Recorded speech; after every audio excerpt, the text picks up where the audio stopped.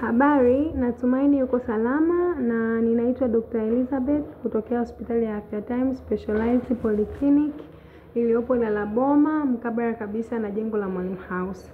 Leo tutaangalia kuhusu tatizo la autism ama usonji, ambapo tutaenda kuangalia dalili za ugonjwa huu na vitu vinavyosababisha.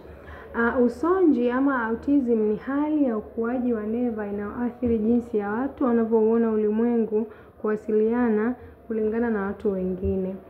Dalili za usonji ni kama vile maendeleo yasiyo ya kawaida au kuharibika kwa mawasiliano, kucheleweshwa kwa lugha na ukuaji wa akili, uharibifu wa mwingiliano wa kijamii na ishara za antisocial pia zinaweza kuonekana. Sababu za ugonjwa wa autism ama usonji ni kama vile sababu za kifamilia, ambapo hutokea kutokana na mabadiliko ya kijeni kwenye kromosomu 13 wakati wa kuzaliwa kwa mtoto ikiwa umri wa mzazi ni wa juu. Pia mambo ya mazingira, ambapo sababu za mazingira pia huchangia autism. Hizi ni pamoja na maambukizo ya mama wakati wa ujauzito na shida za kuzaliwa.